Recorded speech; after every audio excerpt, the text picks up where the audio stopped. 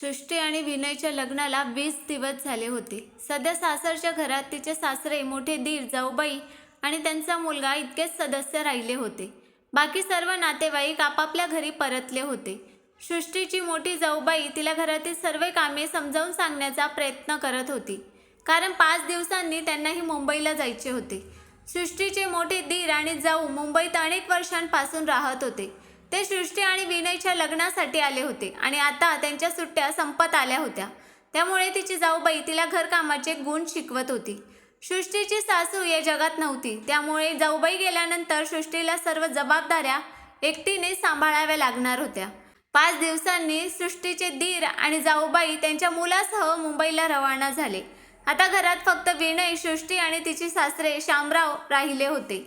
शामराव निवृत्त झाले होते आणि ते त्यांचा बहुतेक वेळ त्यांच्या खोलीत एकटे घालवत असत.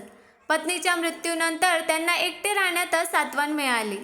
आपला धाकटा मुलगा विनयचे लग्न केल्यावर त्यांना असे वाटले की जणू आता ते सर्व जबाबदाऱ्यांमधून मुक्त झाले आहेत. विनय आणि सृष्टीचे लग्न होऊन 2 महिने झाले होते. एकतर लग्नानंतर दोघेही हनीमूनला जाऊ शकले नाहीत, कारण विनयला ऑफिसमध्ये सुट्टी मिळू शकली नाही आणि वरून एके दिवशी विनयच्या बॉसने त्याला फोन करून सांगितले की त्याला 8 महिन्यांच्या ट्रेनिंगसाठी परदेशात जायचे आहे. हे ऐकून विनय अस्वस्थ झाला, कारण त्याचे नुकतेच लग्न झाले होते आणि त्याला इतके दिवस पत्नीपासून दूर जायचे नव्हते. सगळं काही इतकं अचानक झालं की त्याला काही विचार करण्याची संधीच मिळाली नाही. विनयने घरी येऊन हे सांगितल्यावर सृष्टी खूप दुःखी झाली, पण तिने स्वतःवर नियंत्रण ठेवलं आणि नवऱ्याच्या प्रगतीसाठी ती कडक शब्दात म्हणाली की तुम्ही कसलीही काळजी न करता ट्रेनिंगला जा, मी बाबांची काळजी घेईन. बायकोचे म्हणणे ऐकून विनयला थोडा धीर मिळाला आणि आठवडाभरानंतर विनय ट्रेनिंगला गेला. 1-2 दिवस सृष्टीला खूप रिकामे वाटू लागले, पण हळूहळू ती तिच्या घराकडे लक्ष देण्याचा प्रयत्न करत होती. तरीही घरातील एकटेपणा तिला खायला येत होता, कारण सासरे तर कधीच त्यांच्या खोलीतून बाहेर पडत नव्हते. सृष्टी 2 लोकांचे काम पटकन आवरून घ्यायची आणि उरलेल्या वेळात तिला रिकामं बसून कंटाळा यायचा.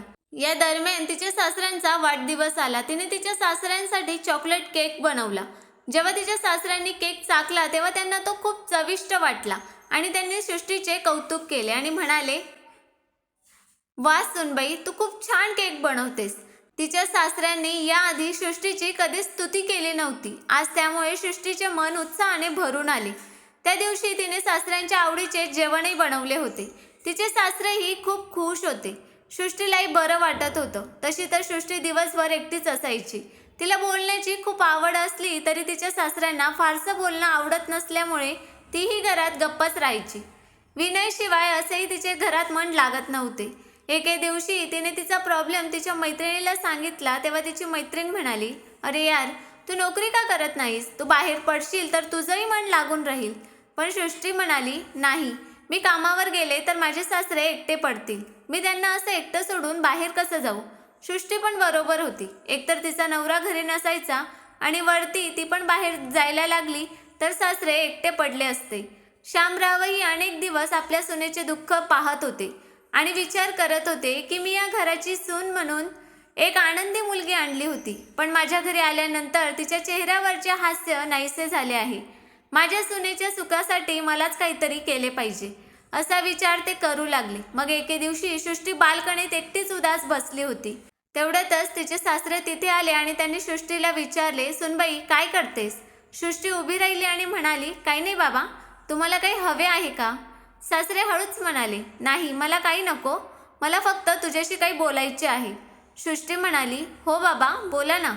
शामराव म्हणाले, सुनबाई, मी पाहत आहे की विनय जेव्हापासून परदेशात गेला आहे तेव्हापासून तू खूप दुःखी आहेस. पण सुनबाई, तू कशाला काळजी करतेस? तुझा नवरा परदेशात गेला आहे, पण मी तर इथे आहे ना.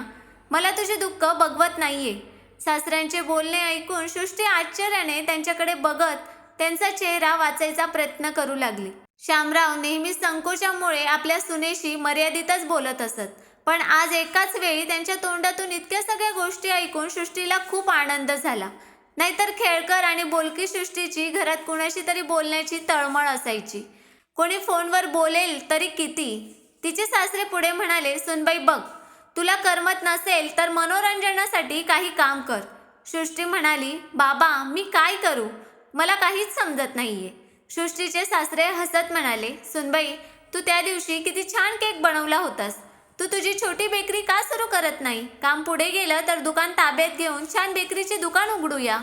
यामुळे तुझा बेकिंगचा छंदही पूर्ण होईल आणि तुझा वेळही काही चांगल्या कामासाठीही जाईल. सासऱ्यांचे बोलणे ऐकून ती चकित झाली आणि म्हणाली, बाबा, माझ्याही मनात अनेक दिवसांपासून हाच विचार होता. पण सध्या माझा नवरा इथे नाही. अशा परिस्थितीत मी हे सर्व केले तर लोक काय विचार करतील? की माझ्या नवऱ्याच्या अनुपस्थितीत माझ्या सासरच्या मंडळींकडून माझा खर्चही उचलला जात नाहीये का? जी हिच्यावर काम करण्याची वेळ आली. यावर तिचे सासरे गंभीर आवाजात म्हणाले, बघ सुनबाई, लोक गोष्टी बनवत असतात. लोकांचा विचार करून आपण आपलं काम का थांबवायचं? सृष्टी अजूनही गोंधळलेल्या स्वरात म्हणाली, पण बाबा, हे सगळं मी एकटी कसं सांभाळू शकणार? शामराव हसत हसत म्हणाले, अगं, तू एकटी कुठे आहेस? मी आहे ना तुझ्यासोबत. मी तुला प्रत्येक पावलावर साथ देईन. तुला पुढे जाण्यास मदत करीन.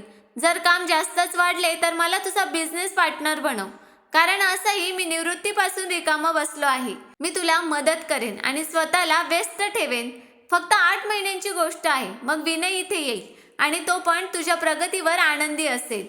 थांब, मी आत्ताच त्याला कॉल करतो आणि सर्व काही सांगतो. जेव्हा शामरावांनी आपल्या मुलाला सर्व काही सांगितले तेव्हा त्यालाही त्याच्या वडिलांची कल्पना खूप आवडली. लवकरच तिच्या मैत्रिणींना आणि शेजाऱ्यांना माहिती दिल्यानंतर सृष्टीने घरूनच बेकिंग ऑर्डर घेण्यास सुरुवात केली. सोशल मीडियावरही तिने आपल्या कामाचा प्रचार केला. त्यामुळे तिला खूप ऑर्डर्स मिळू लागल्या. हळूहळू तिचे काम वाढू लागले आणि लवकरच तिने एक चांगले बेकरीचे दुकानही उघडले. आता ती स्वतः 4 जणांना रोजगार देऊन स्वावलंबी झाली होती. तिच्या यशाने तिचे सासरे खूप खुश होते आणि सृष्टीने तिच्या यशाचे सर्व श्रेय तिच्या सासऱ्यांनाच दिले. ट्रेनिंग संपल्यावर विनयी घरी परतला. आता संपूर्ण कुटुंब आनंदाने एकत्र राहत होते. मित्रांनो, प्रत्येकामध्ये काही ना काही टॅलेंट असते, परंतु गरज असते ते म्हणजे टॅलेंट बाहेर आणण्याची. आणि कुटुंबाची साथ असेल तर माणसाला पुढे जाण्यापासून कोणीही रोखू शकत नाही. बाहेरच्या लोकांनी आपली पावले रोखण्याचा कितीही प्रयत्न केला तरी आपल्या प्रियजनांचा विश्वास आपल्या विचारांना बळ देतो. म्हणूनच आपल्या कौशल्याचा आदर करून जीवनात पुढे जा आणि आपल्या स्वप्नांची चेष्टा करणाऱ्यांना चोख प्रत्युत्तर द्या. मित्रांनो, तुमचे कौशल्य काय आहे? कृपया कमेंट करून तुमची मते शेअर करा. आणि कथा आवडली असेल तर कथेला लाईक आणि चॅनलला सबस्क्राईब करायला पण विसरू नका. धन्यवाद.